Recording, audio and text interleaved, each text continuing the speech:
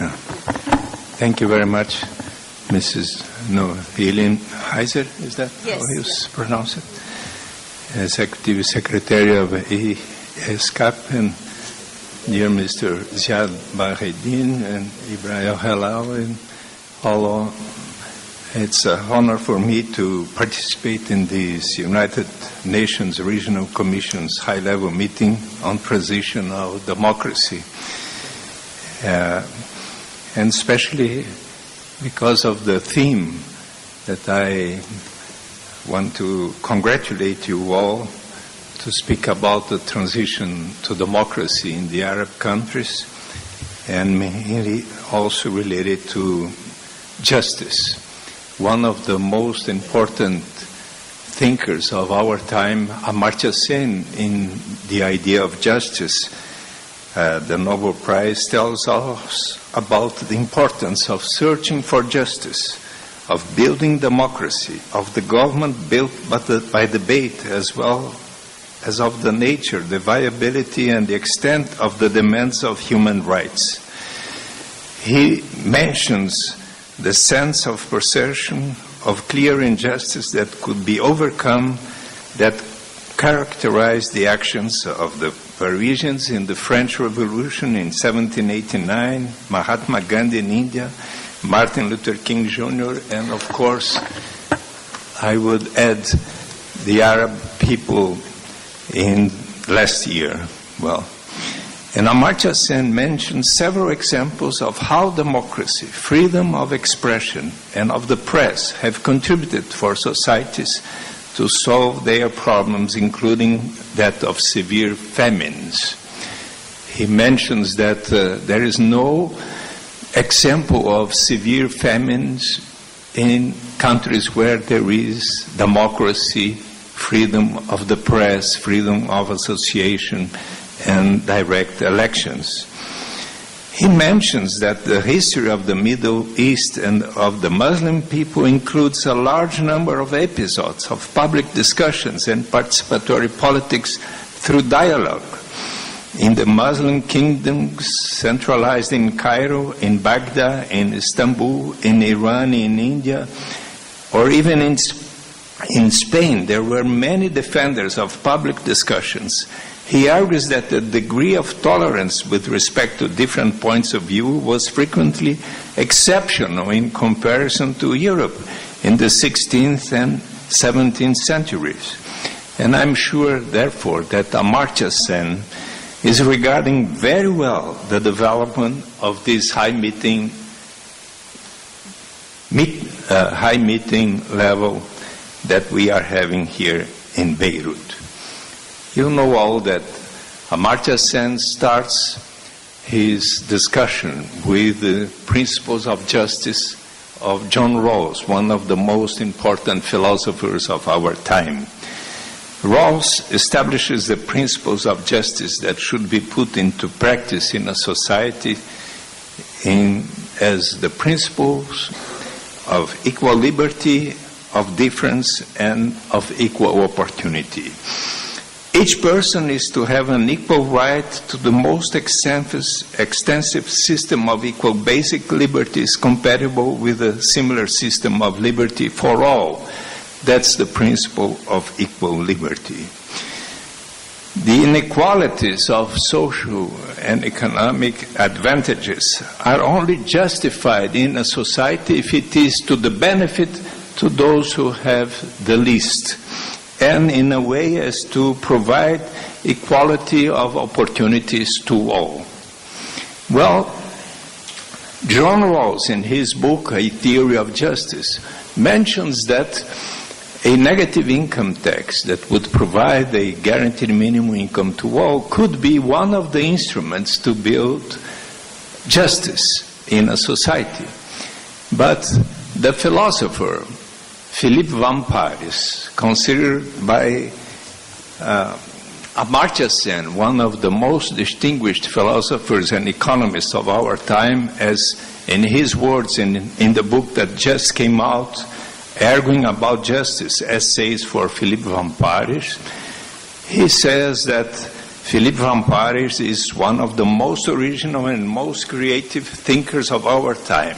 And Philippe Van Parijs is the one who has showed so clearly in Real Freedom for All that if we really want to create a just society based on Rawls principles, and if we really want to eradicate absolute poverty, and if we really want to provide dignity and freedom to all, then besides several other instruments, of course, providing the best educational opportunities to all boys and girls and every young people and even to adults in each society, if we provide a good health public system to all, and if we stimulate cooperatives, if we stimulate microcredit and so many other instruments, but if we really want to get to the point of eradicating absolute poverty and provide the real freedom for all, then the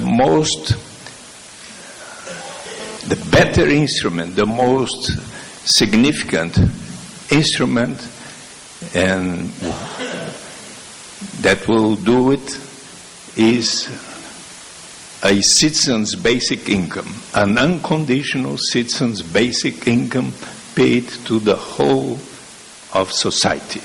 Here in Lebanon, to the 4 million inhabitants. If in Brazil, to the 191 million inhabitants that we are now having. In Iraq, to the 30 million inhabitants of Iraq, and so on. But how come are we going to pay a citizen's income to Pelé, to the most efficient Brazilian entrepreneur, to President Dilma Rousseff, to President Lula, to Senator Eduardo Suplicy, and to Noeleen Heyzer? Yes, of course. We that receive more, we will contribute for ourselves and for everybody else to have it. And what are the advantages? First, it's a very simple thing for everybody to understand. In any place, in South Africa, in Iran, that is starting an instrument like that, or in Otivero, in Namibia, where they are starting already for 3 years an experience in this direction. And I have been there last February. But how come? First, what are the advantages? We will end up all the bureaucracy involved in having to know how much each one earns in the formal or in the informal market. We will end up any stigma or sense of shame of a person having to say, I receive only that, that's why I need a complement of income. We will end up the phenomenon of dependency that occurs when you do have a system that says anyone who does not receive such an amount of income will have the right to receive a complement of income with some conditionalities and so on. And the person is starting to think about, will I start or not this economic activity that will make me earn this much? But if I start this economic activity and earn this much, and then the government takes whatever I was receiving in that program, then perhaps I won't work, I won't do that economic activity, and I will end up in the poverty or unemployment trap. Oh, but are you willing to pay a basic income sufficient to attend the necessary needs of each person, even for those who are not willing to work, don't want to have a job or so? Well, let us think about our human nature. all of us, we love to do so many things in life. The mothers, when they are nourishing their babies, or we fathers and mothers, when we are taking care of our children and thinking of their having the necessary food, their development, their education, or when our parents and grandparents are older and they need our assistance, we go there and give the assistance with love and care. Or in the communities, in the all kinds of headquarters, when the Bairro associations, and also in the student bodies or in the churches of all denominations, how many of us, we like to do so many things because we consider to be good for us, for the people, to provide services and attentions and so on. Well, in most constitutions of our nations, it is said that we respect private property. This means that a person that has the property of a farm, of a factory, of a bank, or a hotel, a restaurant, or a financial institution, or a real property, those persons have the right to receive the income from capital in the forms of rents, and interests and profits. And I ask you all, has the person who receives the income from property has the obligation to show that he is working, that his children are going to school? No. But those who are better off, who are rich, normally they work. They do even voluntary work. And they like their children to go to the best schools, the best universities. So if we allow the rich to receive those kinds of income from capital without any conditionality, why don't we allow everyone, rich and poor, to participate at least in a way in the wealth of the nation that is common to all of us? The oil, the mineral resources that we do have in all of our nations, the beauty here of Beirut, this is a common good of the people of Lebanon that stimulates so much tourism. Wouldn't it be good sense, that common sense, that the whole of the Lebanese people could participate in this kind of wealth? Recently, President Lula told, it seems that God is Brazilian and came to live in Brasilia and helped Petrobras to find deep in the Atlantic Ocean a huge amount of oil reserves that will well, your God, not our God. Well, but in Egypt also you will have the help of God to find more mineral resources, and in Egypt you have the ancient history that makes even us Brazilians to be there to. And you have so many things that invite the people to have so much the will to visit the wealth that you have there in terms of history of humanity and so on. So it would be a common sense proposition that all the Egyptians could participate at least partly in the wealth of the nation through a citizen's basic income. But what are the main advantage of the citizen's basic income is from the point of view of dignity and freedom of all, especially for those people who sometimes don't have any other alternative, such a young lady or a girl that in order to provide the subsistence of her and her family, she decides to sell her body. Or the young boy or young man in Brazil or in so many other places that because of having no alternative to provide for the subsistence at home, he starts to be a member of the narco-traffic gang and so on. And or many workers in Brazil that sometimes decide to accept the only condition that they can do to work, but it is almost a slavery condition. So, if there were a basic income sufficient to attend the necessary needs, the vital needs of himself or herself and all the members of her family or his family, this person would get the right to say no to that only alternative. And in this sense, in the sense that Amartya Sen explains in his development of freedom, as freedom, that development to be meaningful must mean a greater degree of freedom for everybody in society. It is in this sense that the basic income is a very thoughtable, a good sense proposal.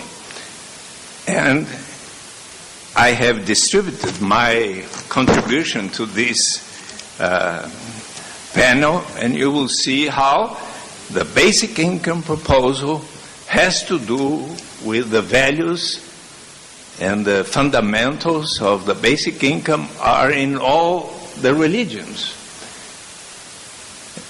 You will see there, since Confucius, Aristotle, the Old Bible, the Old Testament, the New Testament, and the teachings of the Al-Quran, and of Omar, the second of the caliphs, who told that everybody that has a very big wealth should separate a part of it for those who have nothing or very little. But this is also in the Buddhism, in the Christianism, and in all religions. But not only that, you have the philosophers, the greatest economists, so many Nobel Prize economists, from James Tobin to Milton Friedman to Jan Tinbergen to Philippe Van Parijs to John Kenneth Galbraith, and thinkers such as Martin Luther King Jr. and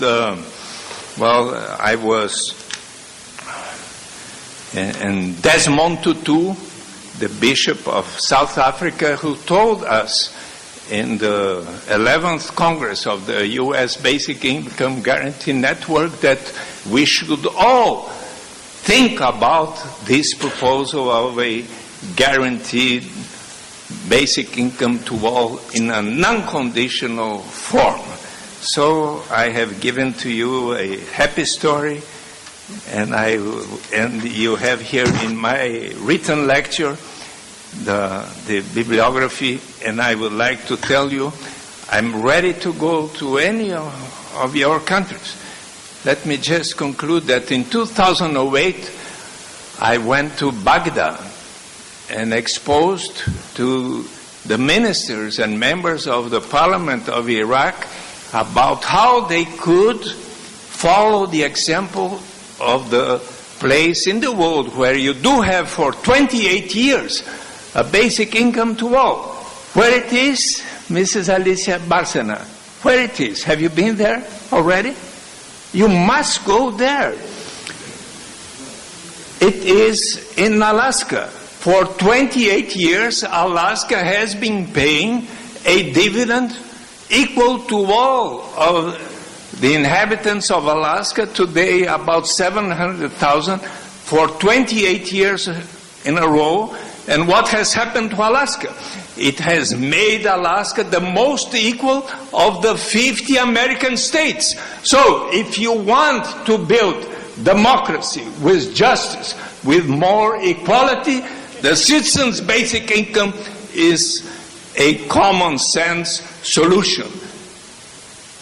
And you would take into account the lessons of the greatest ideologue of the American and French Revolution, Thomas Paine, that in 1795 proposed a citizens and a capital income to all citizens of all nations, when he wrote Agrarian Justice, 20-page essay to the French National Assembly. Thank you very much.